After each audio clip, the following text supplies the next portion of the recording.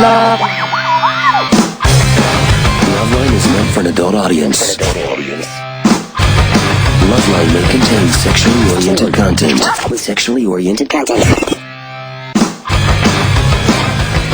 Listener discretion is advised. This is Loveline. With Adam Carolla and Dr. Drew. Hey, everybody, it's Loveline. I'm Adam. That's almost Dr. Drew. Phone number 1-800-LOVE-191. Dr. Drew, board-certified physician and an addiction medicine specialist. Dr. Drew is in New York tonight because someone dropped a nickel, and he's going to be there during the week. I'm actually going to join him in New York a little bit later on this week. We're having some technical difficulties. Drew is attempting to sort those things out on his end, and we will have to do without him for at least the beginning part of the show. My Chemical Romance is coming in tonight. They're going to be in studio tonight. The guys are coming from Jimmy Kimmel Live. Jimmy Kimmel Live is probably about 6-7 miles away from here. Would you say that's right, Engineer Chris? Sure. Yeah, it's going to be a long night with me and Engineer Chris going at it. So they finish up over there about 9:30 at night. The guys are finishing the last of the Jägermeister, piling into the bus, and weaving toward the Loveline studio. So we'll see them in just a couple or few. I guess we should just hop to the phones and get the show started. Drew will jump in when Drew jumps in. Unless you guys want to talk a little about this whole Pope business, which I find very interesting. The more I find out about how the Vatican works and the Pope, the more fascinated I am. Like, for instance, Chris, did you know this? When the Pope dies, they hit him on the head with a silver hammer just to make sure he's dead, and then use that same hammer to crush his papal ring. Oh, man. Yeah. That's not good. No, it isn't. And my feeling is, like, if I die, I want them to do that thing where they hold my nose and see if my mouth goes. Right. Not hit me on the head with a silver hammer. Uh-huh. I'm not a vampire. It seems weird to hit the Pope on the head with a silver hammer, but I'm not making this up. I don't think they put a hole in his skull check with the it. vital signs, right? Seems like they could do that, but they know better than the doctors. Okay, yeah. Yeah, because a guy can do that trick where he sort of pinches his arm off and stops the pulse on his wrist. But when you whack someone in the head with a silver hammer, you got to be dead. Otherwise, you're going to punch the guy in the face. They said that they tap the head lightly 3 times, but I don't think they do that anymore. Oh, they said they do. They said that's still the plan with the silver hammer. And then they smash his Pope ring, which could probably fetch millions on eBay, and that money could just go to some of the kids that got molested or something. I don't know. I'm just saying, don't smash the guy's ring. That's not right now. Yeah, now sell the ring and make some money. And one of the things I like most about the whole Pope thing is, when he has the different names like the Pontiff and stuff like that, the best is the Vicar of Christ.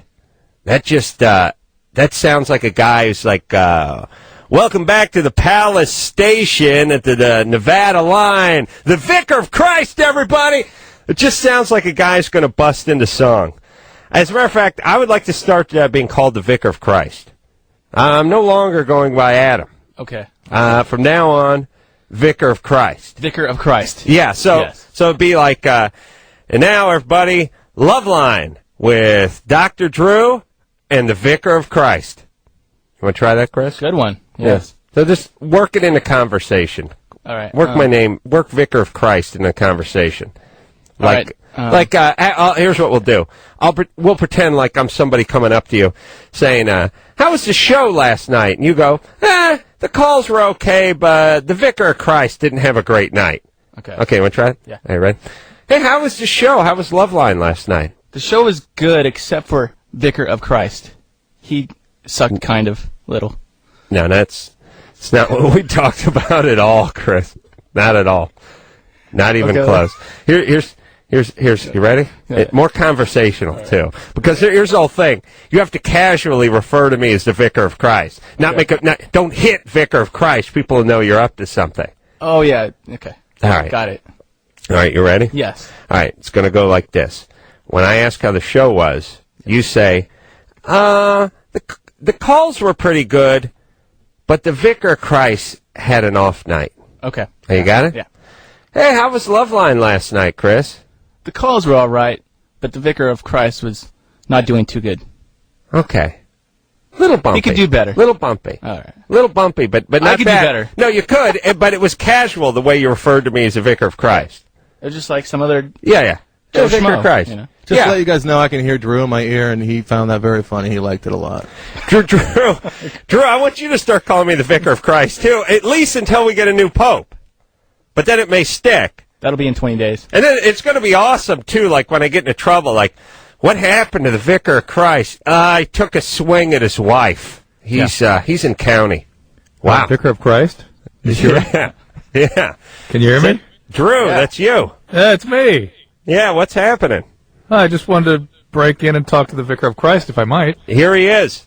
Thank you. The Vicar of Christ is perfect because it's like, Very noble. Adam running late is like, oh, Christ, Adam's running late, but the Vicar of Christ is running late. Oh, well, we should be honored that he came at all.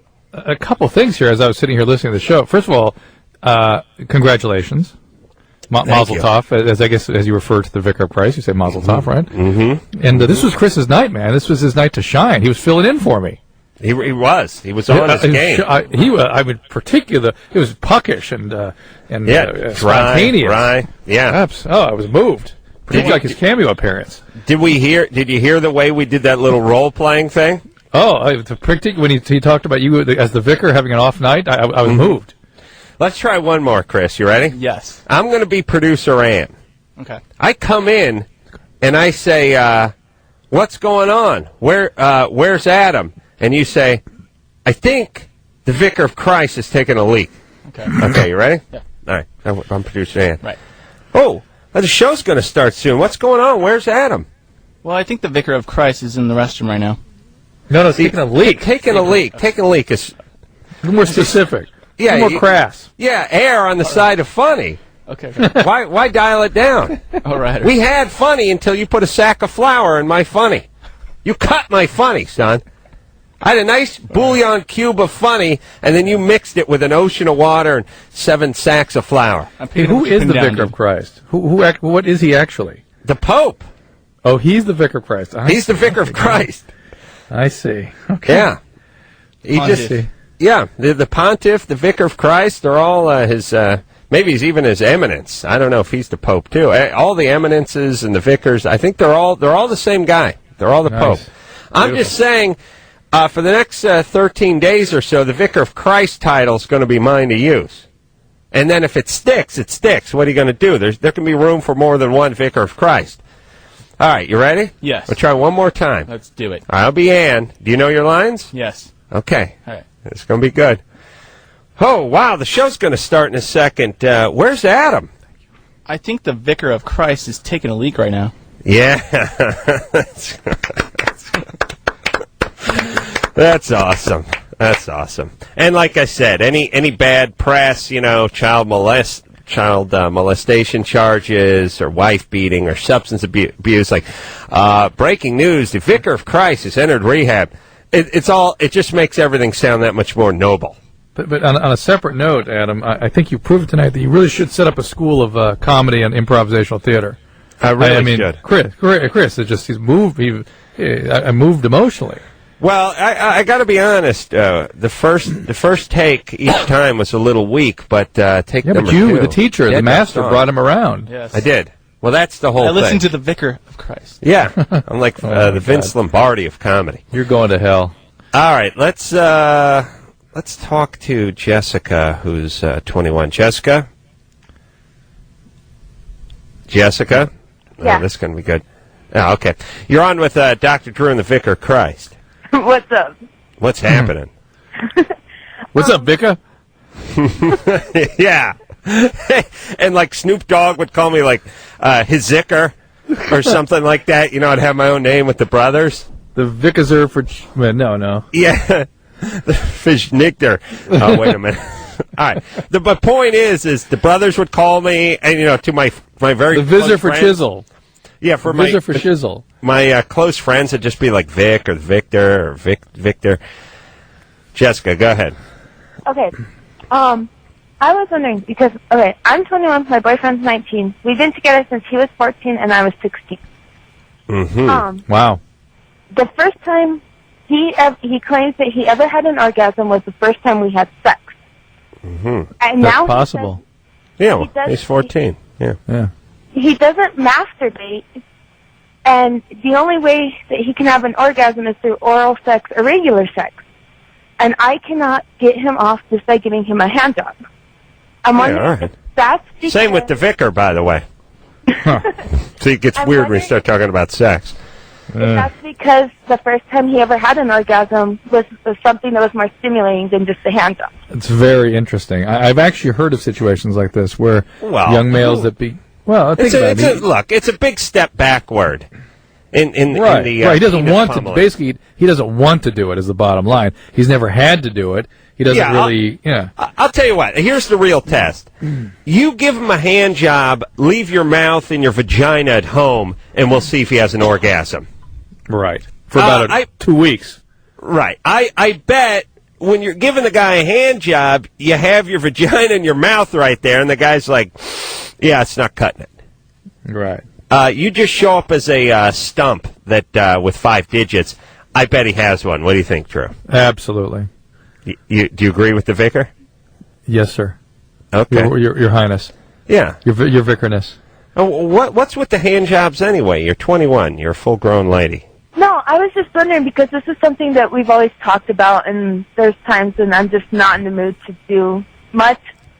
But he needs to really develop a relationship with himself. Yeah. He really does. If you're not up for it, that's fine. He can go. He's been spoiled since 14. No kidding. This guy's like one of the Hiltons. Yeah. I can't believe it. What? He can't masturbate? He says that he's never been interested in trying because he's never had a reason to. All right. Well, give him a reason. Give him a reason. Okay. Let me say this as the vicar of Christ. I feel like I really need to impart some knowledge to my flock, who just basically stand at the hem of my garment, waiting for me to impart words of wisdom, pearls. I'm listening. You listening, my son? You'd be amazed at what you can do when you have to do it. You have those kids that, the kids that won't eat anything but macaroni and cheese and fish sticks and stuff. Yes. Put them on the island over there with the survivor gang for 3 or 4 weeks. We'll see what they'll eat. Exactly. That's basically how life is. You'd be absolutely amazed at what you can do if you just go ahead and take away that convenience or whatever it is. You take away the sex, you take away the oral sex. We'll see if this guy learns to swim. I bet he does. And until then, it's really easy, and some guys are really good at that, just like the kid who's good at getting his mom to go out to McDonald's or Pizza Hut every night. Interesting point. You can break them. It's just it's you know what's interesting as the vicar. Let me put this forth, Drew.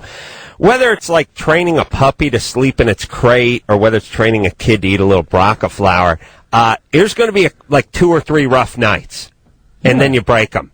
But if you keep giving in at that point where the puppy's crying, you just let it up into your bed, it'll just go on forever. And you know what's interesting? The people that, because I deal with this all the time in addiction, where we tell people to set the firm limits, there's a fantasy that develops. Somehow they're going to be destroyed or the suffering is going to be too overwhelming. Basically, it's the person listening to the misery that can't tolerate it, not the person themselves. Right. You see what I'm saying? It's like, I can't tolerate you suffering. I can't tolerate it, therefore I'm not going to let you suffer. Right. And in fact, the person who's suffering is just barely going through anything. Yeah, they know how to manipulate. It's not that they know how to suffer, it's that they know how to manipulate. Right. All right. And by the way, the vicar just sounds a little too harsh. Can you turn it to like Vika?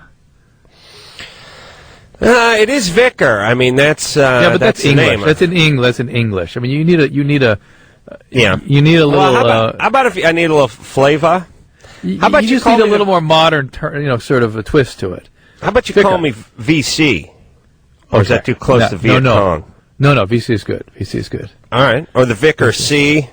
How about Mr. C? No, VC. VC? Yeah. All right. I'm telling you, to a lot of Vietnam vets, that's not a great thing. I know. But, All right. the VC refers to lots of things throughout history, so there you go. All right. Shelley? Uh-huh. What else does it stand for? Do what? V-count. A what? V-count. Oh, all right. I don't know what that is. No. Shelley, you're 20? Yes, I am. What's up? Nothing. You're on with Dr. Drew and the Vicar of Christ. Sweetness. I'm so honored to be in your presence. 7:33 after 7 o'clock. You're listening to Morning Zoo with Dr. Drew and the Vicar of Christ. Weather and traffic coming up at the top of the hour. Now we got a Savage Garden superset. Not bad, right? It sounds, bad. Yeah. You know, the It is Vicar of bad. Christ would be a great morning show DJ name. Go ahead, Shelley. Okay, well, I've been with this guy for about a year, and we've been living together for about 6 months. And there are times when he just, sex is all he wants. And there's times where he says that for me to even touch him makes him physically sick. Wow. This Now, guy's there's got range. You got to give him that. It's normal for guys to have sort of a fluctuating sexual desire, particularly as they get older. It can kind of come on and go down and go up and go down. And some of it has to do with the fluctuating levels of testosterone. If he's lifting weights or if he's doing well at work, it will tend to sort of elevate his testosterone level. But to be sort of repulsed, that's a little something different, I think. How old is he? He's 21. Yeesh. Yeah. Does he have a history of some abuse or something? Yeah, when he was younger, he was sexually abused. Shocking. Breaks the vicar's heart to hear that. Vicar. The vicar. I think the thing here is that his sexuality, his 21-year-old libido, breaks through all those unpleasant and conflicted feelings about his sexuality, and then when he's going through one of his low phases, all that repulsion, all those horrible conflicted feelings emerge. So it's nothing that I'm doing wrong. It's nothing about He's a sexual abuse survivor. He needs some treatment for that. Who abused him? I think it was his neighbor. It was a guy neighbor of his. Okay. Has he ever had any male experiences other than that? Not that I know of. All right, Shelley. You got your work cut out for you. He may be going in that direction. Because if he's repulsed by... Well, when he's repulsed by a woman, that's, you might ask him what that's about and where he's not repulsed. Hey, Shelley. I mean, do what? Listen to me. This is the vicar speaking. It's Vicar, Drew, please. Yeah, first off, as you know, I'm a devout Catholic. Whatever, yeah. Okay? Yeah. I don't believe I believe it's in very poor taste to make fun of the Pope and his vicarness. So I'm not going with Vicar. I'm going with the Vicar of Christ. I could call you the vicarness. I like that. All right. Your vicarness. Your vicarness. Your vicarness is not. I'm game for that. All right. Shelley, this is your vicarness speaking. Uh-huh. Okay. This guy is going to be a handful. He is all over the map. And it's going to be tough for you in this relationship. Okay. So if you're up to it, fine. But be prepared. Because this is really... It's like taking calculus in the third grade or something. Yeah. It's just it's possible once in a while, a handful of Asian kids that might get a C, but it's just more than you're prepared to do at that age and at that stage. And furthermore, why would you want to? Yeah, it might. Yeah, screw up a lot of other things Everybody. in your life. I'm not saying we need to shun people that have been victims in the past. I'm just saying you ain't up to it as a 20-year-old. Calling from Oklahoma. And by the way, you're not helping the victim. The victim needs to get treatment. By sort of supporting them and supporting their pathology, it ain't going to change. Right. You can't process what's going on. Is it me? Maybe I should get some new panties. No. No. The vicar says, my vicarness says no. Let's see, Drew. We're going to take a quick call and then we'll go to break. The band is here, My Chemical Romance. We got a question for the band. We got to play a song for the band. And I bet we don't again, have to play a song, but we'd like to. We'd like to. I got my usual thing. I'm looking for stuff for the Strictly Sex Discovery Health Show. Do you have people with sexual performance anxiety or people with a fetish or secret they're afraid to tell their partner about, and they're willing to talk about these things on television? Yeah, that's no one. Ray? Maybe. Ray? Hello? Ray? Yeah. That's you got Dr. Drew and the Vicar of Christ. Yeah, we don't believe you already. but this is in Germany or Florida, so we don't have to believe it. Oh, good. All right, good. Go ahead. All right. One person was killed and 3... Germany or Florida! It's Germany or Florida! Go ahead. Okay. One person was killed. And 3 seriously injured, including one whose hand was cut off at a meeting at a local church Sunday after a 25-year-old man ran amok with a samurai sword. The suspect was motivated by personal reasons, according to police investigator. That's it? That's it. I think we would have heard about. Yeah, we would have heard about that. Yeah, Florida. you'd be surprised though. So much stuff going on, especially in Florida, and that's just an average weekend for. You're right. No, you got a point there. You got a point. Samurai sword, running amok. Feels like Florida to me. Me too. Yeah. We got burned last night, though, did we not? Maybe we should split on this one just to make sure somebody gets it right. This is a big story too. It's all over the news today. Yeah, all over the news. I'm listening to last night's broadcast tonight because we're one day behind. And I haven't heard the Germany or Florida yet. Well, let me say this, Anderson. You say it's a big news story, but it must have happened later on today then, because I sit at the writers' table, Jimmy Kimmel Live, and it's 20 guys with Harvard degrees combing through 1,000 newspapers, and nobody brought it up. His vicarness, and your vicarness. And of course, the vicarness, who was put on probation over at LA Valley College academically. I saw it on CNN when I woke up. That was about 3. Wow, no one brought 3 it in up. the afternoon. 3 in the afternoon when he woke up. Oh, yeah, that's what I'm saying. Yeah. When those. So, wow. Florida. Drew, Florida. You're going Florida? Now I'm going No. Yeah, Florida. I'm going Florida. The vicar goes Florida, and so does Drew. What do you say, Ray? Stuttgart, Germany. Oh! It's Stuttgart, by the way, but yes. Yes. Yeah, no, there was one part, it was at a local Tamil community, but I didn't know what that was, so I kept that out. Smart. You left it out. You played the game right. For that, Well you're done. not getting a windbreaker. All right, My Chemical Romance is in studio tonight. Drew, we are in nothing short of a funk. You and I? We're in a slide. In this game with Germany. Yes. I was just thinking, maybe we need to break into a little Aces accordion countdown. Maybe we can redeem ourselves that way. Yeah, I should say. Well, I'll tell you what. I'll put that on the docket. We'll play it before the night is through. My Chemical Romance in studio tonight, fresh off their, I'm sure, fabulous appearance on Jimmy Kimmel Live on tonight on ABC 1206. We'll take ourselves a quick break. We'll be right back after this. I'm going to use it for 13 more days until they get a new pope in there, and then hence there's a new vicar of Christ. But I say it's up for grabs, and I'm going to work it for all it's worth right now. Drew? Yeah, your vicarness. Yeah. Oh, yeah, I heard a pot laugh. There's a pot laugh in this band. A couple of them. Yeah, Gerard, Mikey, and Frank all here from My Chemical Romance. Mikey has the pot laugh. Let's see. We're going to figure it out. There it is. What's me? Yeah, it's you. Yeah. Weird, because I don't smoke pot or drink beer or anything. Really? Yeah. Yeah. Now let's. We'll hear it though, and it doesn't lie. The pot. There it is. Wait, maybe it's Frank. Wait, Frank I used to smoke a lot. Yeah, I was a pot. championship pot smoker. He had the Rasta hat. I had dreads. Really? Yeah, it was bad, Everything. and they smelled like pot. Oh yeah. Sure. Yeah. Remember that? We got pulled over one time, and they called me Nappy and searched us both for weed. And they asked if I was a vampire. That was the man doing that. Okay. Yeah, but here's the thing.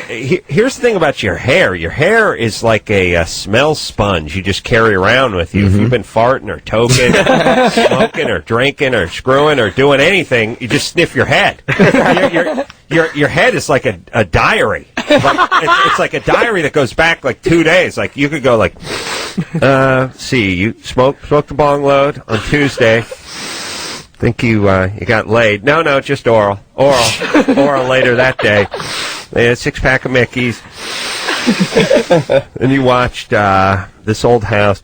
You beat off. You went to sleep. Your hair does. That's so weird because that's what I did yesterday. You know exactly. No, I smell Shocking. you. I'm not making that up. The vicar knows. But yeah, a lot of pot laughing going on. So smoked a ton of pot, but then put it away. No more? No, no more. I couldn't remember anything anymore. You know what's interesting is how that laugh is a residual effect. Yeah, that it laugh is perpetual. It's amazing. that and the inability to do math. That should come back. That should come back. A lot of stuff I hope so. I'm waiting. reverses. But who says he could do it before he picked up the ball? Yeah, that's true. Right, that's the point. He stopped learning math when he picked up the bong. So how many years of pot smoking do we have? Oh, man. Well, high school and college, and then the band started, and then I guess about a year into the band I stopped. Yeah. That's pretty good, though. It's hard to stop. Yeah. Well, there actually isn't a stopping. You switched. Uh-oh. What? Uh-oh. What'd he switch to? Well, alcohol, probably. All right. Rock? Did you switch to... I say switch to rock and roll. Yeah, I'm married to the rock now. Did you switch to booze? I drink a little bit, but not like crazy. Yeah, not like Gerard used to. Chocolate cake. Yeah, chocolate cake, definitely. I've been addicted to chocolate cake, butter sandwiches, and mashed potatoes. There's been a lot of quitting things in this band, actually. Can people... Drew, can't somebody just smoke weed for a while and then quit? It's actually pretty unusual. It's possible, but it's unusual. Usually people switch to either speed or alcohol. But Speed? Let me... Because it corrects the depression that the pot puts you into. I used to have really bad stomach cramps, too, so I used to, like, kind of medicate with that. Well, let me with the pot. Yeah. Let me say this though, Drew. Show me a guy who decides it's time to quit pot at 35 after smoking for 15 years or 20 years. I'll show you guys going to switch to something else. But show me a guy who decides to quit at 23 or 24. Wow, that's how old I am. I'll show you a guy who probably could quit. Yeah, who can quit for a while? And you're it's right. not You're necessarily right. going to switch to something else. You're Is the vicar right. When the vicar's right, the vicar's right. Is he right? You're vicarness. Thank you. So you guys did Kimmel tonight. Yes, we did. How was that? It was great. Fantastic. Yeah, we got to meet Grover. Yeah, Grover was on the show. They're booking characters from PBS, Drew. Yeah, they're booking fictitious characters. Drew, how does it feel that they'll have Sesame Street characters on over you? Does that bother you at all? Does that sting? That sounds about right. All right. And ancillary ones, too. Not just, Kermit and Miss Piggy. Going deep into the roster of Sesame Street characters. B-list. B-list Sesame Street characters. Scooter or something. So, yeah. Snuffleupagus. All right, let's. So we're going to hear something off Three Cheers for Sweet Revenge, which is the name of the new CD. Guys are going to be on Jimmy Kimmel Live tonight. Starts at 12:06, and going to be playing the Vans Warped Tour starting June 18th. Who else? Oh, Transplants, Offspring, MXPX. What the hell? Where's MXPX been? Haven't they? Yeah. Didn't they do like right. a Pepsi commercial? I don't know. I don't think so. I don't know. They were. They must have been in here like 5 years ago, right, Drew? Yeah. Has it been a while? 4 years ago. Yeah, 4. Easy. All right. Weird. Are you guys from New Jersey, by the way? Is it flooding there now? Apparently. That's what I keep hearing. Really? Yeah. It's like torrential downpour. It hasn't stopped. All right, you ready? Here we go. Let's take a question from the band. Adam? Hi. Love you guys. All you guys. Thank you. Thank You're female named Adam? Yes. Female. Wow. All right. Whoa. Wow. I'll tell you what, though. You can keep the name Adam because, I'm going with the Vicar of Christ now. I don't need it anymore. I'm going to sell it on eBay. All right. Go ahead with your question. Okay. Well, Gerard, your birthday's coming up, and, well, both of our birthdays are coming up. I wanted to know what you're going to do for your birthday. Actually, we together as a band are going to be playing a doubleheader, one of the first doubleheaders in our career, in London at the Astoria. We're playing a matinee, which is interesting. Wow. That's what I'm doing. That's far. Yeah, it's 5 more days? yeah, it's actually not that far away at all. It's pretty excited. So you play like a 8 o'clock show and a 11 o'clock show? I think or it's something even like earlier that? than It's that. even I think our earlier. show's at like 3:30. Wow. Yeah. Man. Is that hard to do, or have you Yeah. you've never done it before? No, Well, it's hard. we've done. Yeah, we haven't done anything early like that except for Warped Tour. Because Yeah. Warped Tour, Right. you always play early. But We haven't done it, not on this scale. Like, we've never done a doubleheader where people are expecting like an hour and 20 minutes. like a headlining show. Like a headlining show, yeah. Yeah, I think it's got to be tough to do things like stand-up or playing a band or do that stuff that's supposed to be done about 10 o'clock at night at 7:15 in the morning. Yeah. On Yeah. the early show or something, especially when you're not used to getting up until 2 in the afternoon. Hey, Adam, the female? Yes. I had another question. All right, what is it? Well, Jared, how can I get you your birthday surprise? How can I get Well, I don't want to wait till Warped because it's a lot of months away. well, I think we're playing with Green Day sooner than that. Like, that's the next thing we hop on. Oh, really? Yeah, like, we're very excited about that. We're coming anywhere near here, though. No? Well, where is she from? Where are you from? I'm in Commerce. Beautiful. Oh, you've not been to the City of Commerce? Yeah. Picture a lush garden inhabited by beautiful, beautiful people. Yeah, City of Commerce. Awesome. Beautiful place. Yeah. I don't know. Like, well, we're going to be on the Green Day thing. Also, I mean, you could probably mail it. Well, what is the present, so where we know would if I it's mail good it enough to like give you an address to mail it to? No. Don't Yeah, stress me. what is the gift? It's a surprise. All right. Quiet down. She's 14. For the love of Christ. She's going to bed. When are you guys going out with Green Day? We're going out with soon. them. Yeah, right Like after the 15th these, it starts. these string of UK dates. We come back and we fly to Florida. I love Green Day. Me too. Yeah, me too. People don't give Green Day, or I think they get lumped in with other bands sometimes, but people forget what a great live act Yes. Green Day is. I think that used to be the case. I think now they. And I think really- they've stepped up and stepped out, but it's weird because they've been around for 10 years, great, and just a great, like anyone who sees Green Day live it becomes a Green Day fan. Yeah. And still, they were just sort of, I think in a lot of people's heads, they were just getting lumped in with a bunch of other bands, and somehow they've stepped it up.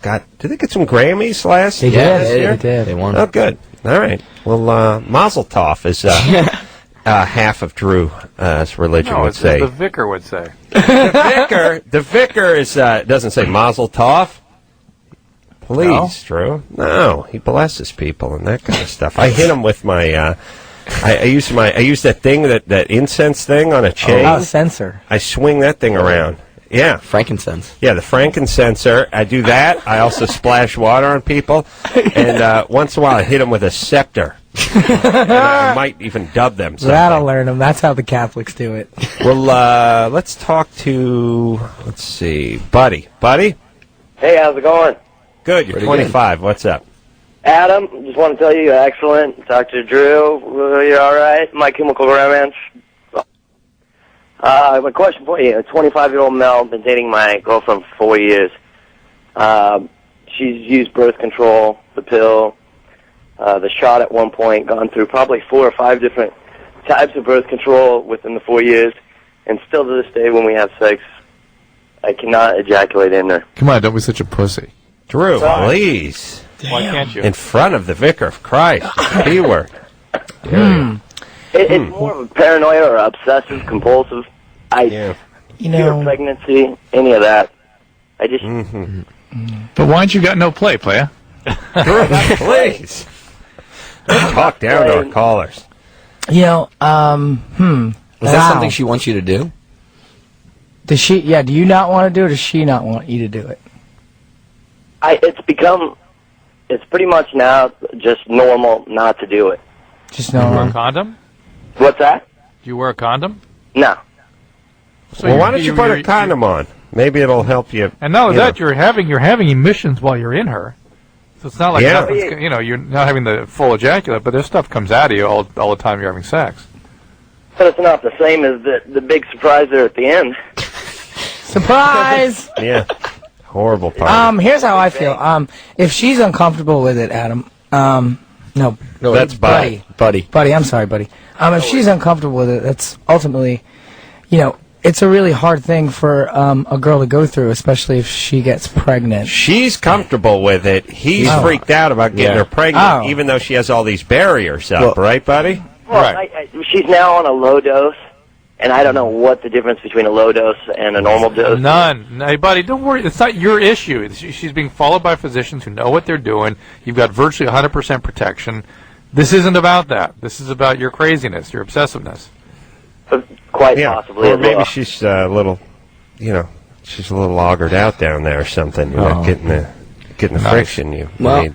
I mean, nothing's 100%. So I mean, if you're not ready to take that step and maybe have a kid, then you probably shouldn't do it. No, now you've just freaked him out. I'm just saying. I mean, because think about it. Like, I mean, people that do that and then get pregnant, and I mean, do you have a stable job? And say that were to happen, could you afford to take care of it and take care of it like a man? Oh, wow. I'm going to go with no. If push come to shove, I could do it. What do you do? But it's not something you want to do right now. That. What do you do, right? And I don't like. What kind of name is Buddy? It always sounds like someone's asking for directions from a cab. You know, hey buddy, listen, hey buddy, can you hold it down a job, huh, buddy? Are you going to get her pregnant, huh, buddy? And then who's going to raise that kid, buddy? It just sounds like you're being dressed down all the time. It's like naming your kid Mac or Bub. Bub. Drew, you should have a kid name him Mac. Listen, Mac, you better do that homework, Mac. Or Bub. Hey, Bub, I ain't kidding with you. You finish that broccoli, Bub. Broccoli. Yeah. Buddy is disconcerting. I would just say this. If you're not ready to have a kid and you don't want, like, if you were to have a kid and wouldn't be happy about it, then you really shouldn't have that kid. Yeah, don't pop it off. But she is on birth control, which I understand is 99.9 whatever. But it's still not 100%. And if that were to happen... It is so close to 100%, though. It is so rare to have a problem with that. Yeah, really but is, you if she's can't using tell me it that properly. someone hasn't had a problem with that. No, I can't tell you it never happened. But it's I can't say no one's won the lottery either, but it's not going to happen to you. No. It's like saying, look, if you're not prepared to get into an accident, don't drive a car. And you're going, well, I'll put my seatbelt on and I won't drive drunk. And you're going, I don't care. You could still get into an accident, which is true, but eventually you got to get to work, and it's a risk. Not you guys, but it's a good the vicar's got to get to work, and it's a risk you take. But I agree, not wearing a seatbelt, driving drunk, and not turning the lights on at night is like not using any birth control at all. Right. He's driving a Volvo with 13 airbags in it, but it doesn't mean that a tanker truck can't run over him and crush him and explode. It's just probably not going to happen. He could always try like a hypnotist, you know? Yeah. Hey, buddy. You know what? I'm going to have to look into that now. No. Here's what you need to do. If phobias and anxieties could easily be treated with hypnosis, we would not have those in this world. You need to much get over more complicated than that. Yeah. And I don't know what's going on with you, but you need to look into it. And how are you having an orgasm now? Oral sex? No, you just pull out. All right. So let her rip. Well, whatever. That's fine. It's the frontal shot, but that gets old after a while. Yeah, I imagine, especially on that corduroy sofa your folks gave you. It's a disaster. You only flip that cushion so many times. Drew, you ever seen a corduroy sofa? After I worked it? I keep getting in. Yeah, it's a disaster. I'm still thinking about what you did to the beanbag. That wasn't me. That wasn't turned me. Into a solid block. No, that was not me. It's a friend of mine used to hump the beanbag. He'd open up the zipper a little and get some of that peanut packing in there. And then he'd have to break. The thing would dry up like a snowball. You have to whack it and then break it up again. Yeah. Oh my god. Yeah, you'd have to drop an elbow on it before you could sit on it. Get it moving again. All right, let's take ourselves a little break. My Chemical Romance in studio tonight. We'll hear something off the new CD, 3 Cheers for Sweet Revenge. They're on Jimmy Kimmel Live tonight, 12:06 in your time zone. We'll take a quick break. We'll be right back after this.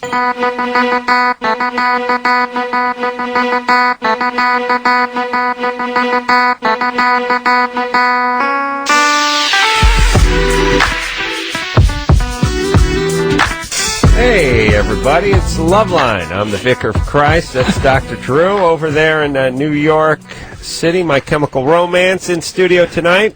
Gerard, Mike, and Frank all in here, and you can see the guys and the rest of My Chemical Romance on Jimmy Kimmel Live tonight at 12:06. All right, let's take one call, and then let's hear a song, shall we? Okay. Sure. Perfect. All right, let's see. Is it natural? Here's an interesting question. John? Hello? 22. What's up? Well, I was just wondering, do they make, or I've seen all these things in the store about libido enhancers and all that good stuff. Do they have libido suppressants for guys that are like, won't cause any damage or permanent stuff? Interesting But question. you want to tone it down. Yeah, and for the most part, the serotonin reuptake inhibiting medication will do that. So things like Prozac, Zoloft, very effectively will oftentimes at least give you difficulty having an orgasm, oftentimes decrease your libido. What would be the big side effects of taking something like that if you didn't have any problems that necessitated it, other than the hyperactive libido? I'm understand what you're asking me. What risk could you? How would you feel if I just started taking Prozac? How would I feel? Hopefully, the way it's designed to feel, it does nothing. You might get a little tremor. You might feel anxious. You should feel, if you're depressed, you should feel less irritable, and if you're horny like a caller, you should feel a little less that way. No, it's not like that or anything. I don't know, I'm kind of freaked out about like STDs, and I don't know, I just don't want to do like any kind of random stuff, and just get tempted every now and then, figure the easiest thing would be to take care of the whatever. You know what? I think it's really good masturbate that more. Yeah, it's good that you don't want to do random stuff, too. I think that's really responsible. You could also play a lot of video games and read a lot of comic books and play Dungeons & Dragons. Grow a mustache. And Girls don't like those. That'll set you straight, trust me. Yeah, John, what are you doing that you're in such demand sexually? No, it's not that I'm like, Mac Daddy or anything like that. It's just that, I don't know, I've recently got out of a really long relationship, and right now it's, You got I don't these know, urges, huh? I'm sorry? You have these urges. You got out of this relationship. All right, so put a condom on and go to town. Yeah, then So there's says the Vicar of Christ. stuff. Yeah. There's what? There's all What stuff? stuff, HPV, herpes, and all that stuff. Yeah, but you're pretty good with a condom, or, just choose your partners. Yeah, well, that's all. All right, listen, eat saltpeter. You're breaking my heart. It sounds like you need another relationship. Just don't have sex with somebody until you really care about them, and then have a relationship and What do it is then. it with all these guys that are just freaked out about sexuality? Like, I don't want to go inside my girlfriend, and I don't want to catch anything. When you go half speed, that's when you get hurt. That's what my old football coach. You got to go 110%. 110%, you'll be fine. You start approaching sex half speed.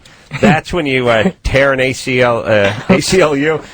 What do you tear? A hamstring. Yeah. ACL. Yeah, not the ACLU, but ACL. You tear that. You get hurt when you go half speed. That's why you get drunk. You don't wear a condom. You pile right in. You roll the dice. That's what the Vicar of Christ has to say. All right, can we play a My Chemical Romance song, Anderson? How long is the song? How long's the song? I don't know. 3 minutes? What do you think? Well, Chris, how long's the song? 3 minutes. 3 minutes. Do it now. Do it now. All right. Do it. Here we go. Here's a little something from My Chemical Romance. Hey, everybody, it's Loveline. I'm the Vicar of Christ. That's Dr. Drew over there in New York City. We have My Chemical Romance in studio tonight. The guys will be seen on Jimmy Kimmel Live tonight at 12:06. So if you want to see them in person, you can just turn on your TV and watch them this evening. All right. Now, Drew, you there? Yep. All right. We'll speak to Ashley. We can even talk to Ashley. He's 21, watches porn with boyfriend, and he gets hard when the guys are on screen. Nice. Could be trouble. Or Rachel, whose boyfriend cross-dresses. Oh, they're both good. Wants to know if it's going to be a problem when they get married. Yeah, thanks. Rachel? Hi. Hello. You're 23? Yes, I am. Your boyfriend cross-dresses. Well, we've been together for 3 years, and within the first couple months, he explained to me that in his own personal sexual time, he occasionally likes to dress as a woman. And I explained to him that that was okay for me as long as he kept it separate from our relationship. And there have been times when I've come home and he's been, like, with my clothes, and I've explained to him that that's unacceptable. Really? Here's the deal, Rachel. These kinds of behaviors don't exist as some sort of isolated feature of his personality. It's not like that's the only thing, and that's just sort of sliced away from him. And the way you're like in denial about it. It's like, well, that's this thing he does. That's him. That's a part of him. Yeah. And that's a reflection of something that's happened to him, some trauma. Now part of him's on your blouse, by the way. Using that thing like a squeegee. No. Oh, yes. Oh, yes. Oh, yes. Yeah, I think you need unfortunately, yes. I think you need to accept that about him or move on. I think you guys need to rent Ed Wood and sit down and watch that movie together. Put things into perspective, yeah. How does he look in your clothes? Does he look I good? haven't seen him. I thought you said you walked caught home. him in them. Or maybe it was just the under things? It'd be under things. Well, how did you catch him? What was he doing when you came home? I came home. He was, putting stuff away, and I was like, "Oh, great." Well, maybe he was just packing. Ground. I was like, "Okay, dude." Cleaning up. What's he do for a living?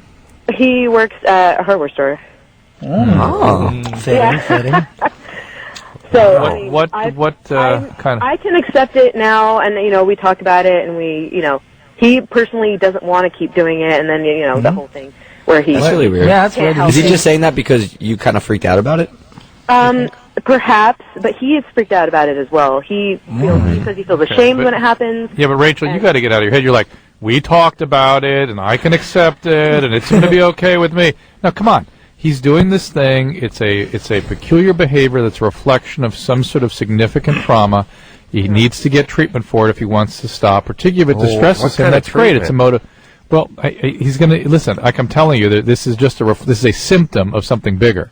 Okay. And he needs to see somebody, and maybe these symptoms will settle down. He can figure out what's going on here. Hold on, Drew. This is Vicar talking. Yes, Vicar. Yes, sir. Let's work this out for a second. Okay, so there's a few things we can agree on, which is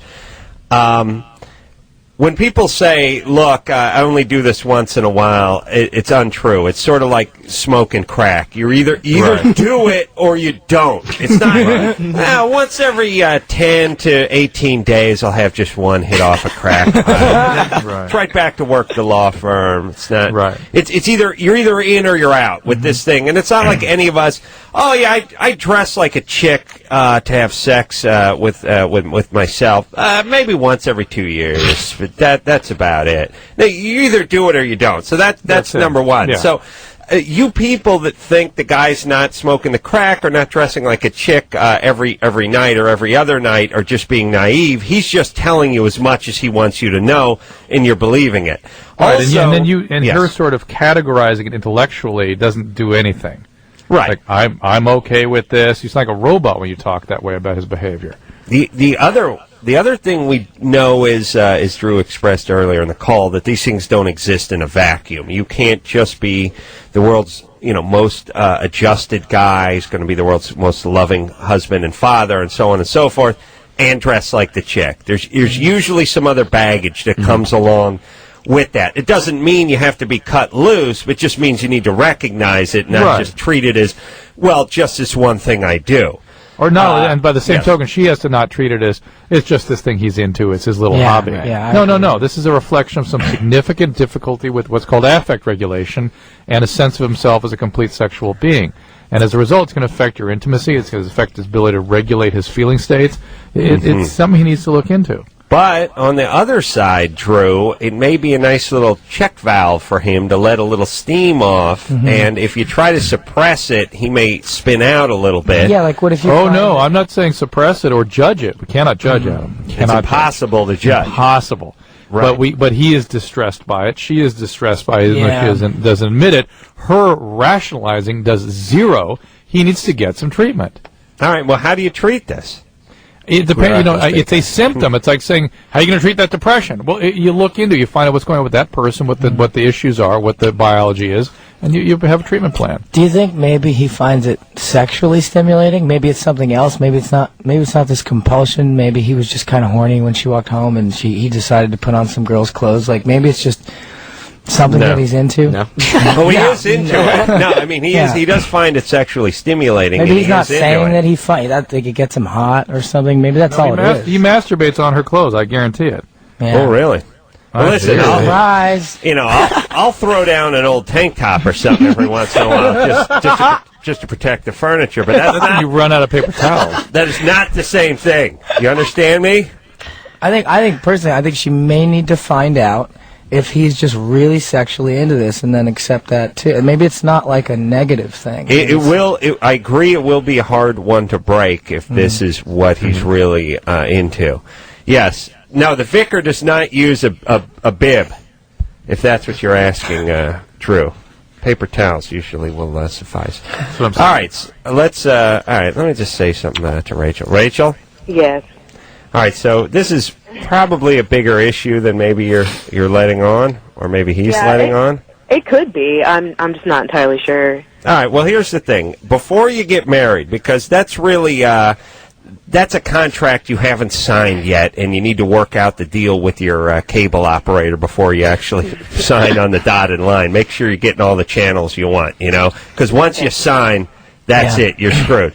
So do not sign that marital contract until you guys are on the same page. You don't have to judge. You don't have to get angry. You don't have to corner them. But you're 23. You can put marriage off for another couple of years while you get this problem sort of stabilized. This is something we've talked about at some point in the future, and then I was considering taking that part into consideration as something that could develop into something greater. I tell you, the real scary part is he could look better than you in your Yeah, does he look he's good old. in them? Halloween. Oh, Halloween. See, that's the first sign. When a dude dresses up as a girl for Halloween. That is. Remember when the whole football team would do that? Yes. Yes, I do Something too. wrong. That means if they do it, especially a couple years in a row. Yeah. Yeah. Yeah, there is. It is true that these things sort of manifest themselves early with. This just a little Halloween. I think would be funny to go as the third Hilton sister, or that weird. Guys will do that like, hey, just for fun. I mean, I'm not really into it, but let's do something where I pretend like I'm breaking into the bedroom and I'm like a rapist who's escaped a mental institution. Yeah. Don't get started with that, ladies. Drew, is the vicar right or is the vicar right? Your vicarness is correct. Thank you. Let's speak to Ashley, 21. Ashley? Yeah? What's up? Hey. Well, my boyfriend, every time we're watching, porn, he somehow, gets all excited when, the guys come out. Well, yeah, but is it excited because he's seeing guys have sex with women, or is he excited by the guy? I think the guy. Well, first off, hold on. It's bogus because I've reviewed porn very closely. The vicar's taken a jeweler's loop to the porn, and they don't have guys just coming out without chicks. It's not like, it's a porn. Yeah, 3 dudes come out, they get naked, they chub up, and they stand there, and they rub their penises against each other, and then about 15, 20 minutes later, some hot, coked up chicks come in and have sex with them. The chicks are there first.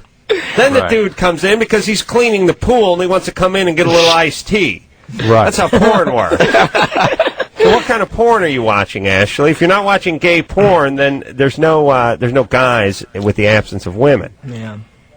Yes? No, it's not gay porn. What kind of porn is it where there's just guys and no nude women? Well, the guys come out and the girls and then. No. Ashley, you can't do any better than this in the bogus department? And who put you up to this? You're not really gay boyfriend? The boyfriend is sitting right there beside her. Put him on the phone, Ashley. Hand him the phone. Put him on. Oh. There's my little sister. She want to talk too. Hand the phone to his gayness over there. Come on. Hello. Who is this? Hello? Jordan. Jordan? Yeah. Are you Ashley's boyfriend? Yeah. All right. Did you put her up to this? Of course. Yeah. Okay. First off, how old are you? She's not 21. How old are you? 17. 17. All right. No, he's not even 17. All right. He's 14. He hasn't been born yet.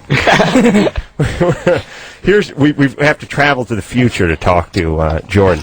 Listen, Jordan, I like making prank phone calls as much as the next guy, but you got to get the beats down. You understand? Yeah. And let me explain something about the women, especially young women. Here's the way it works. We figured out that guys are the only sex that does bogus phone calls. Women don't do it. But once in a while, a guy will put a woman up to it. He'll turn a woman out. Because we're not. It's like when the terrorists get the blonde chick to carry the bomb. You know, we're not looking for it. So, but bogus is bogus, and our bogus nose can sniff out any bogus call. And Ashley's was full of crap. And by the way, women are too stupid to vamp most of the time, especially 16-year-old chicks. So when you say to them, "What kind of porn was this?" where a guy just came out naked, and good porn. You get nothing. She had nothing, right, Drew? Yeah. Nothing. The guy comes out, then a girl comes out. Right, and then when I busted her on it, she said, "What? Guy comes out and a girl comes out." She said the exact same thing because that's what he told her to say. Right. Man. Jordan, how dare you? That was weak. You don't have to be the vicar of Christ to know when you have a weak, bogus phone call, and that was pathetic. Please. Call us in 5 years when you get it worked out, would you, brother? And this time, get a girlfriend who can act. Jordan? Yeah. All right. Yeah. I'm boarding. You're bored with my critique, son? No. If you don't listen, you're never going to learn. That's right. Really. All right, buddy. Have fun on that scooter. Put your helmet on. Huh? Need you any slower than you actually are. Oh, that was so weak. So bogus. See, here's the thing. When people ask things that don't really make sense, and everyone thinks we take a ton of bogus phone calls on this show. We don't want to. If somebody's saying something that doesn't make sense, even if it seems interesting or funny or provocative, we don't want to talk to them. She did not believe what she was saying. She couldn't support what she was saying. Yeah. Therefore, we don't want to talk to her. The cross-dressing one was good, though. Yeah, that was real. Valid. Right, and you know, it's an interesting point, which is people think they judge a call's boguosity based on how outlandish the call is. Right. But the cross-dressing call was an outlandish call, but it was a real call. This was less outlandish, but not a real call. Yeah. We could tell by the experience the person was having. Possible. All right. Let's. Drew, are you getting that echo now? No, you? Yo, what do you think? They just bring it up randomly once every hour. You're getting it from my voice or your voice? No, I'm getting it from my voice. Oh, great. Yeah. It's like having a guy with a deviated septum just yell in your ear a second after you say whatever you say. Anderson, can we fix that? How about this? Is that better? All right. Here we go. I got fixed. Test. How's that? Ooh. His cans were too hot. Drew, turn your cans down. Your cans are too hot. That's a lot of radio talk. Slide the potentiometer down. Yeah. You know what I'm doing? I've got shingles on my head. You do? And, it's hard for me to wear my headphones. How bizarre is that? That's a bummer. That's really weird. Oh, my God. How did you get shingles on your head? The guy pulled out and there it goes. On your traveling all over the country and putting on strange people's cans. That's right. And being in Mexico 7, and my neck is swollen. I've got, it's just a pain. These poor guys, engineers, are watching me with cups of hot water I'm holding against my neck. Yeah, really. Shingles is painful, right? No kidding. It's like someone holding a torch to your head. All right. What's it? Is it red? Is it discolored? Is it? It's on my scalp. You can't see it. I can't even tell what. At first, I thought it was like an infection. Then this is what this is. How do you know you have shingles? I could just tell. I mean, it just feels like it's a neuritic pain. It feels like it's on fire all the time. My glands are swollen. It's perfect. All right. Perfect. Maybe you're in love. Think about that. Scabies. Could be scabies. Could be love. Yeah. Could be pregnant. All right. Could be pregnant. All right. Let's take a question for the band. So says the Vicar of Christ. Ann? Yeah? You're 15? Yeah. You have a question for the boys? Yeah. I just wanted to know how you guys got started as a band. Okay. Actually, not to, since we're having a lot of fun, not to be a bummer, but 9/11 happened, and I was an artist in New York, and I was very personally affected by it. I wanted to find other dudes that were personally affected by it and wanted to actually make a difference and change the world somehow with music instead of just kind of trying to sell property to Cartoon Networks and stuff like that. What kind of artist were you? I was started as a comic book artist, and then I moved into animation and toy design, and I was really happy doing it. And then that happened. I realized I wasn't helping anyone but myself or other people financially. Well, I mean, but couldn't one argue that if you made a comic book that brought meaning to someone's life or brought intrigue or comedy or whatever, you could make that same argument. Happiness as music as you could with that. Do you feel music is a better way to contact the masses? At the time, I felt like I needed such a direct release that it felt like the best way possible. And had you had a musical background up until that point? No, not really. You was in other bands. What's that? You were in other bands. Just like little. Well, you were in other bands, then, right? Yeah, but like they weren't real bands. Like we just kind of like I was in art school and I started some small bands. Frank was the one who was played the most out of all of us. And how did you hook up with Frank? And how did you guys know each other for a while? Well, it was kind of weird. Like I met Mikey at parties at I used to be in another band on this label called Eyeball, and he would show up at parties, and I met Gerard too at the same parties, and they would come out to shows that I was playing, and after that they were like, "Oh, we're gonna start a band too," and I was like, "Oh, I'd really like to hear it." And when I heard their demo, I was like, "Oh man, this is like my favorite band right now," and I got them a few shows, a place to practice, and then my band broke up, and they asked me to join. Oh, so. It was awesome, yeah. So you guys, you guys didn't go to high school together, or any of that, which is really weird because we grew up like 10 blocks from each other. Yeah, I just figured you guys were all from New Jersey. Maybe you played on the same softball. Well, it's very team incestuous, like the scene that we grew up in. Figured, yeah. Yeah, especially Jersey. It's like what, millions of people crammed in this tiny state. So it's very like music community. It's all incestuous like that. It's just kind of like this buddy's in this band and this band and this band. Well, so Gerard, did you do anything involving the cover art or any of that stuff? Is this yours? Cover. Oh, wow, it's nice. It works. Thank you. Beautiful. It was originally supposed to be a photograph, and then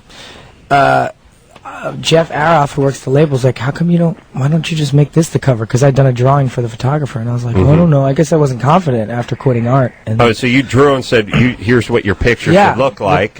The picture on the cover is actually just like a sketch for the photographer to use. Oh, really? And it wasn't modified? No, not at all. Wow, it's beautiful. Thank you very much. Yeah, it's one of these things, art is...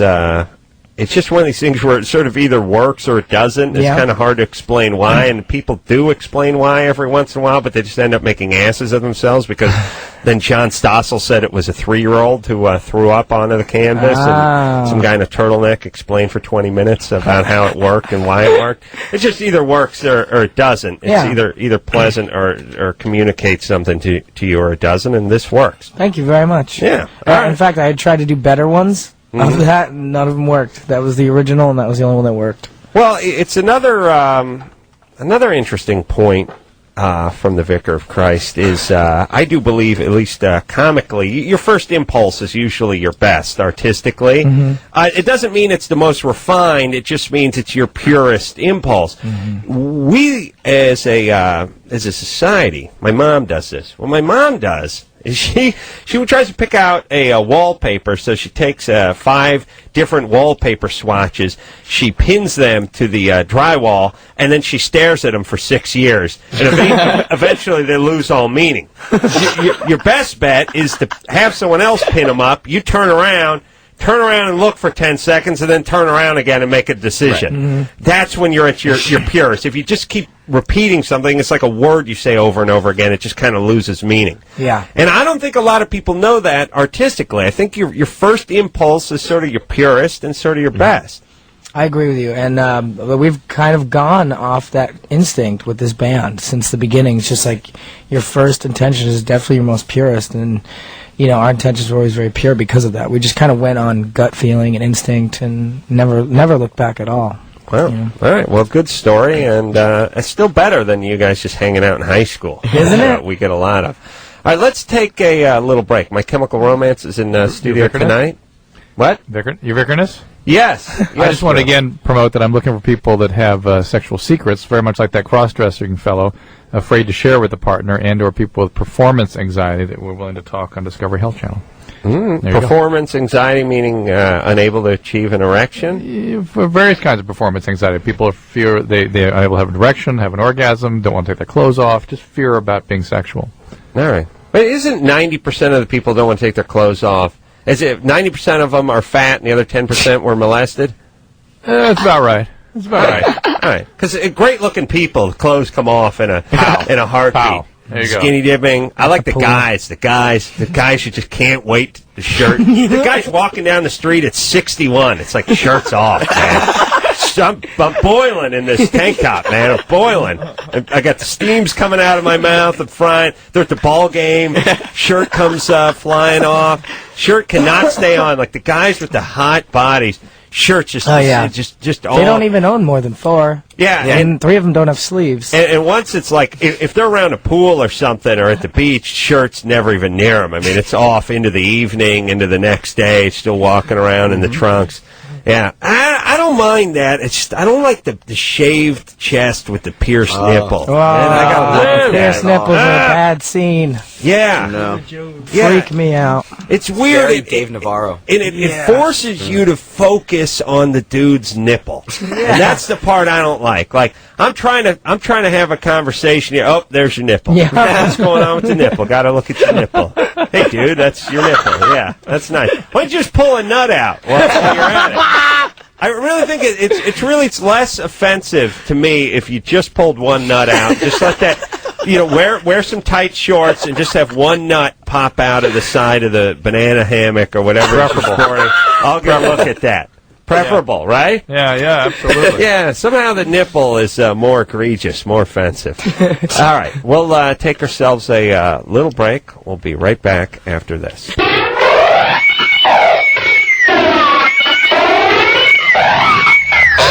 everybody. It's Loveline.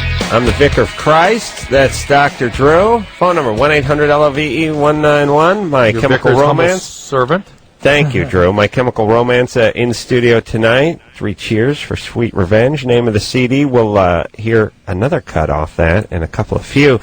The guys are going to be on Jimmy Kimmel Live tonight, by the way, and we're just roaming the halls here at the legendary K-Rock and mentioning how many records that No Doubt has sold, about 8 million copies of that one Tragic Kingdom record. Do you remember I put a curse on them? Yeah, it was great. Yeah, it was awesome. Well done. I've really only put I don't know how many bands I've put a curse on, but No Doubt is the only band, to my knowledge, Drew. Have I put a curse on another band? I can't recall a spontaneous curse. No. Yeah, but I put the pox. The vicar put the pox on No Doubt because they came in and they were fine. But then later on, I think they called me a racist because I made some Indian joke about Tony. Right. It turned into a mess. It wasn't even about Tony. No, here's what happened. Tony from No Doubt is Gwen was like dating Tony in the past, but nobody knew any of this stuff. This is like Drew. What is this? Like 8-9 years ago? Easily, yeah. And don't worry, that curse is going to kick in any minute now. Another 10 million records or so, and then pow, like a sledgehammer.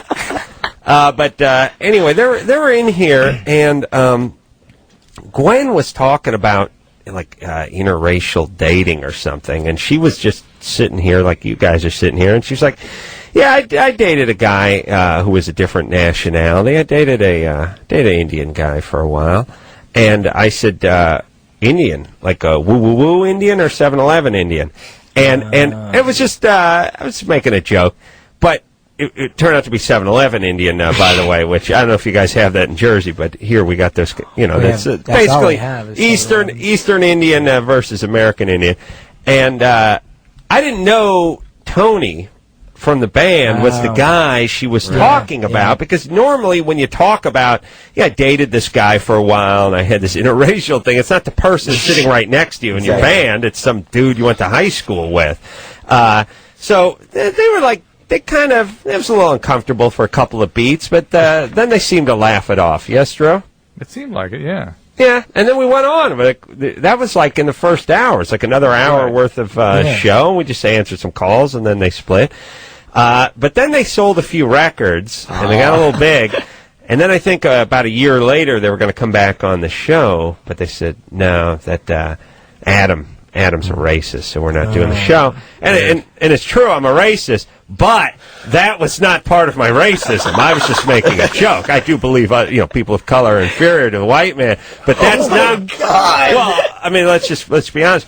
But that's not what I was saying there. That was actually just a joke, not part of my rhetoric you can find on my websites or anything like that. Or any literature you might be literature. in your basement or something. As a matter of fact, I want to talk to you guys after the show. If you start. Just, you have pretty big stage up there as a band, and there's a message I'd like you to get across. There's a lot of confused white people out there. I just want you to... We'll talk after show. I just want to see Mikey's face is frozen. It's not... In shock. I'm not advocating any violence. It's just a message I'd like to get across. I got some land in Montana. Oh, my God. Plentywood, Montana. It's a beautiful country over there, and it's just Drew understands what I'm saying, and he understands that because he's got some Jew on his mother's side that he's not welcome, but he respects it. That's the point. Am I right, Drew? Well, the vicerness demands that. Yes, demands respect, and if you guys are what we call pure, we'll talk. Let's not talk about it on the air, but let's just talk off the air. That's all I'm saying. Yeah. There's room for artists too, as long as Bohemians. There's still room for... I don't need what we call long hairs or troublemakers over there.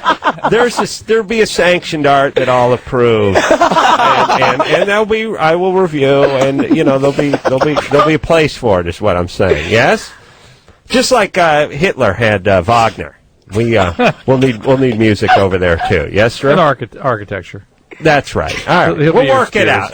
Enough said. The point is I put a curse on No Doubt. How did you do it?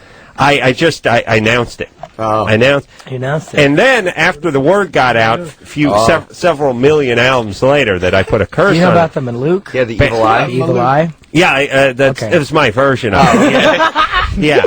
After the word after several million albums were sold and the word got out that I put a curse on them, bands would line up waiting for me to put a curse on them. Management calling all day, begging for me to put a curse on Black Grape or Chumbawamba or something. It's got to be spontaneous. That's my... Harvey Danger wanted a curse. I remember that was just about 6 months ago. They called. Do you know anything about Sean Ryder? Speaking of Black Grape, I love. No, I don't know anything other than they came in here drunk off their ass about 10 years ago. Those guys, that guy has some history. They wish I put a curse on him. I was this close too. Remember, Drew? Oh yeah, this close to putting a curse on them. But hey, here's the point: you can't just line up and get a curse. I have to mean it. Otherwise, it's not going to have any real effect. We have to it has to be sincere. It has to be sincere. Like, I like you guys, therefore I can't give you my curse. Therefore, you're not going to sell as many records as you would if I put the curse on you. It's ironic. All right. Well, here's my point. No Doubt is only sold like 30 million records. Imagine if I hadn't put the curse on it. They probably would have sold like 100 million. Yeah, that's right. Yeah, how do you like that? 70 million less because of the Carolla curse. The curse of the vicar. That's a good way to look at it, Drew. I hadn't looked at it that way before. You're right. See, yeah. All right, let's speak to Amanda, who's 22. Amanda? Hi. What's happening? Well, I had two questions. I was wondering, I just had a baby 6 months ago, and Congratulations. The reason, my mom said that sometimes that can give you a hemorrhoid, and I didn't know if having him so long ago, why would I have one now? But the other part of that was, if you wear thong underwear, could that give you a hemorrhoid, or am I just weird? Let's put it this way: you have a hemorrhoid. Whatever caused it, it sounds like you have. I'm going to go with having the baby over. More likely, over the phone. I'm no doctor, but 3/8 of a strap of chiffon going up your butt crack versus crapping out a Duraflame log, essentially out your vagina. I don't have an advanced degree, Drew, but I'm going with the pushing the 10-pound sack out of the vagina over the wisp of yarn that tickled your crack. Right. Yes. Am I right, Drew? I'm not a doctor. Well said. Well said. All right. But she's thinking. That's what I like. Amanda? Oh, yeah. Yeah? What you are and your a kid symptoms? come meet me in Montana. I don't need to What are your Leave symptoms? the father. What are the symptoms, Amanda? What is what? What are your symptoms? Oh, well, this is uncomfortable. You have itching or burning or what? Burning. No, it doesn't burn. It's just uncomfortable. It itches a little bit, but not a lot. And I don't to think sit I've had down. it for a long time. Is something popping out? You feel something coming out there? A hemorrhoid is a swollen vein that kind of pops out of the anus. Well, do you know how I could get rid of it? Well, first of all, why don't you go see a doctor, find out what it is? You could have something like whipworm, or you have what's called pruritus ani, and you have a child in the house. You can get worms, little kids in the house. You've got to go see somebody to find out what this is. Okay. Hold on, pruritus you got it. May take over the Vicar of Christ. Now the Vicar of Christ, pruritus ani. Thank you. Please sit. You're too much. Thank you. That's your band. Oh, the Vicar of Christ will front pruritus ani? Yes, pruritus ani, yes. All right. And how do you spell that? With a C or P? P-R-U. P-R-U. All right. Amanda. Yeah? Good luck with that. You can't figure out... Do you have a bump on your butt? Can you figure this out? Yeah. I mean, Right. I've only noticed it like a week ago, so I wasn't Did you look in the sure. mirror at it? Yeah, did you check it out? Have somebody check it out? Well, no, I mean, I don't know. I made an appointment with the doctor. There you go. I just wanted to, like, All right. I don't How know. about Go get some Anusol cream. Some kind of ointment. Anusol HC cream. Make an appointment with the mirror and a flashlight because you got to bounce that beam. Anusol HC cream and then a warm bath. There you go. Okay. Drew, what in that order or shouldn't it be in the other order? The other order, yes. Repeated warm bath. Repeat Anusol cream. There you go. What about what should you be feeling for or looking for if you have a hemorrhoid? Like a purple bump. Right. A bump. Yeah. Yeah, around the anus somewhere. Around the anus. Yeah. And it should burn. It should sting. What should it feel like? Or hurt. It can frankly hurt. Okay. Be painful. I don't think chicks probe themselves enough. Like a dude would have gotten on this immediately. Yeah. And shown his friends. Showing all his buddies. Oh yeah, taking a picture, put it Pictures on on the the web. internet. Yeah. Naked on the internet. And plus, we have the extra disadvantage of the sack and junk to work with. You know? Vagina, it's easy to get at your anus. Sack and junk, that's like a tree that's fallen in the road. You know? It's like, we got to get around it now. You're on foot. Like, I can't get to my anus. I got too much sack. I got to go backside, and it's like a two-manner now, and it involves like mirrors and green screening. You have to get buddies involved. Yeah, get guys involved. If you had no sack, and it'd be easier to get. And women are more flexible than guys. Yes, of course. They could get down and get a good look at their stuff. Sure. Yeah. True. Yeah. Imagine how much time you'd spend with your anus if it wasn't for your cumbersome sack. Could you imagine? The tree in the road? Yeah, if it wasn't for that fell tree in the road, you'd be happy motoring with you and your anus. Yes?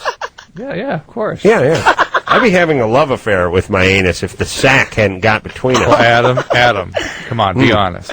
Be honest. You've got not just the fallen tree, but you've got the woods plenty. I got a thicket. Yeah, I got a hedgerow. Yeah, it's like Normandy with that hedgerow down there. You can't. The krauts are hiding in it. You can't see or you can't find them. Yeah, but I do feel like the sack is gotten between me and my anus, like a parent has gotten between like Romeo and Juliet. A great love affair here, but a fat, hairy, wrinkled parent has gotten in between the two of us. Wow, There's going to be a suicide here. you guys should write a song about my sack. Sure. You want to talk art? How about the loss? When you've loved and lost like I have? potential. What if? We'll never know. What could have been? Zach, what could have been? What kind of music could me and my anus have made if not for the sack? We'll never know. My face hurts. Yeah, my face is starting to hurt. Well, that's good. Let's give our faces a rest. We will take ourselves My Chemical Romance Institute, and I'll take a quick break. Oh, then we're going to hear another song after this. Hey, everybody, it's Loveline. I'm Adam. No, I'm the Vicar of Christ. Lead singer was Adam. Lead singer of Parietis Ani. Parietis Ani. Sounds like a black metal band. Yeah. Parietis Ani. I like Piranha Anus. Narthex and Parietis Ani. Yeah. Lead front man, the Vicar of Christ. I think we've lost all three of our Catholic listeners tonight. All right. That's all right. That's a shame. We got the atheists. We will hear a little something from My Chemical Romance, and just I think we'll take one call, and then we'll hear a song. It's not going to be long either. Take it, not the song, the call. Oh, right. Taking steroids for college baseball, long-term effects. Oh, is that Chris Holland? Let's talk to Jake. What's going on? What's happening? Man, I'm playing college baseball, and I've seen all these professional athletes taking these steroids, and decided to delve into it, and I want to know the long-term effects. Very impressionable, huh? There are many. There are certain kinds of liver disease you can get: kidney failure, hypertension, strokes, heart disease, chronic fertility problems, chronic erectile dysfunction, Baldness. decreased baldness. Yeah. So there's many potential serious medical consequences of taking steroids. But Drew, what is there a safe way? And I know prescribed by a doctor for an injury or an illness, but let's just say recreationally. You're trying to add a few more points to your batting average and have the long ball carry 30 feet longer. Can you do it for a season, taper off, or whatever? Or do we know? We don't know. You're only putting yourself in harm's way. There's only potential to do harm. There's no potential to do any good medically. But you might be able to skate by without long-term consequences. Yeah, you can. Yeah. I mean, do you think a guy like Jose Canseco is ruined? I think most of those guys are going to have accelerated vascular disease. They're going to get heart disease young. I mean, if you remember, some guys even believe you can get tumors. Like Lyle Alzado believed his lymphoma was from steroids. I remember that. Well, and also a lot of guys, a lot of NFL guys, linemen, guys that were, all pro in the 70s and even the 80s and even coming in the 90s, dropping dead in their late 40s, early 50s. That's, they talk about sort of wear and tear on the body, but, no way. Guys who work in steel factories and coal mines have wear and tear on their body, too. They don't drop dead at 50. Right. This is, wear and tear could probably be considered the use of steroids. Yes, Drew? I absolutely agree. All right. Well, the vicar's right. Hey, Jake. Yo. Yeah. The other question I had was, you're telling me, liver, and I'm talking more or less like children, like defects or anything like that. No, but you could not have children. You can get chronic fertility problems, as I said. Okay. All right. And you can get a lot of zits, which won't allow you to get laid, which means you can't have any kids. So you break it down like that. But all right, Jake. Do your thing, but how about you just work out a little harder and eat a little of that creatine or something that's sort of in between, Pump iron and listen to some Kill Switch Engage. Because that's not nearly the impact of the pharmacology. Well, what about like creatine or something like that? Not even that'll close? help. It's maybe a pop gun compared to a cannon. Really? Well, yeah. Well, but there are guys who have a natural capacity for it. Oh, of course. For responding to working out, and that which kind of is stuff. how sort of the vicarness intended it in the first place. Yeah, when I sat down to design Man, I gave myself these big bushy eyebrows. First order of business. I want all the eyebrow. I'm going to Bogart the brow. That was the vicar's first order of business. Second, all men not created equal. Some guys got the big guns and the thin waist. Other guys got the swivel hips and the spindly arms. But I said, we're going to hear a song, but let me tell you about the Vicar of Christ. All right, good. I don't care about them big guns. I don't care about the six-pack abs. Not interested in the matinee idol good looks. I want the brow. Give me the brow, bro. That was my thing. Give me the brow, bro. I'd say that all the time. And that's got the brow and the Brillo. Yeah, the Brillo head and the brow. Because chicks dig the brow and they dig the Brillo, bro. All right, let's hear a little something. Is the vicar right or is the vicar right? Vicar's Chris? right. Vicar's right? Vicar's right, yes. There you go. Yeah, it's not vicar, it's the vicar's right. The vicar's right. There you go. Let's hear a little something from My Chemical Romance. And this one, you queued up there, Chris? That I am. All right. Is that affirmative for the vicar? That I am. All right. That I am. We will, it's like he's some kind of children's book from the early 70s. Let's hear a little something from My Chemical Romance. This one is called I'm Not Okay. Yeah. My Chemical Romance, everybody. In studio tonight, we're going to take a quick break. We'll be right back after this.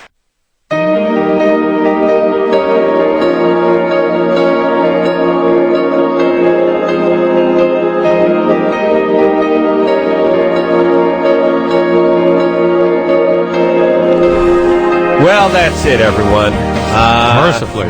Thrice coming in here. Thank you. Yes, the Vicar of Christ will be in tomorrow night along with Dr. Drew. Hallelujah. Thrice will be in here tomorrow night. And then Dave Attell, a very funny stand-up from Insomniac, is going to be in here on Wednesday night. I want to thank My Chemical Romance for coming in tonight. Thank you. Always a good time. 3 cheers. Yeah. I meant the first hour and the second hour. 3 cheers for Sweet Revenge. Name of the CD. Going to be on Jimmy Kimmel Live tonight, so don't miss that, guys. A pleasure. Thank you. See you back soon. And until next time, this is the Vicar of Christ for Dr. Drew saying mahalo. What's up, Vicar? This has been Loveline. The opinions expressed on this show are not necessarily those of the staff, management, sponsors, or this station. The producer for Loveline is Annie Gold. Loveline is a presentation of Westwood One Entertainment.